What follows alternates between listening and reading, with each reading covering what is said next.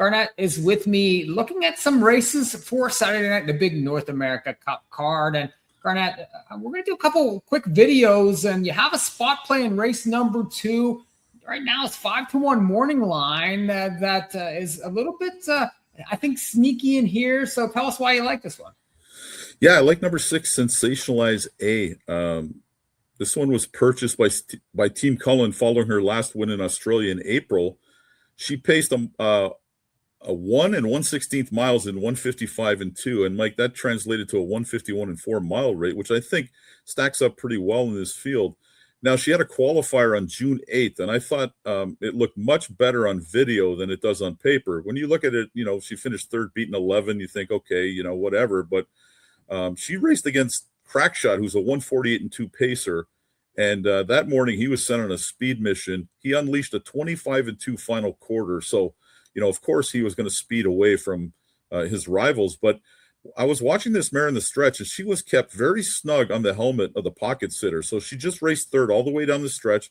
She was being asked to do nothing except stay on that helmet.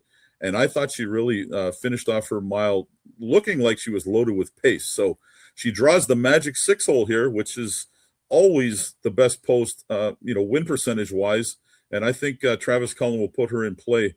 Man, I hope we get 5-1. I doubt we will, but we might get she's not going to be favored, I don't think. And I think she's definitely worth a spot play in this race. Yeah, its numbers are 9,000 last 4. So that's the middle of the road, Fillies and Mares. You get some droppers in here. You get some horses on the way up also. And you're right. She's a little hidden, especially with that qualifier. It looks like, maybe that she could need a start, but you've looked at this horse a lot closer. There's other horses that could take money in here too. Caviar and Crackers shows up coming out of that London stake, draws inside, race much better in there too. That was sort of a wake up for her. And I do think that she is probably the danger, but she tends to get herself pretty far in a lot of these races. So it all depends on the trip for her.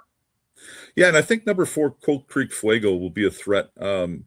She got really way too far back in her last start, following some, slow horses. That's pretty much the only way to describe it.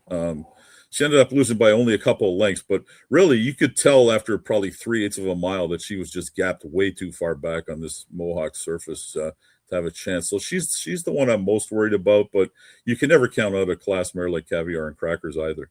Mm-hmm. And Garnet, you have a spot play like this, especially one that's around 5-1 morning line. Are you looking at doubles maybe on the front side and maybe the back side for this one? Because like you mentioned, you never know what kind of price you're going to get in the win pool here.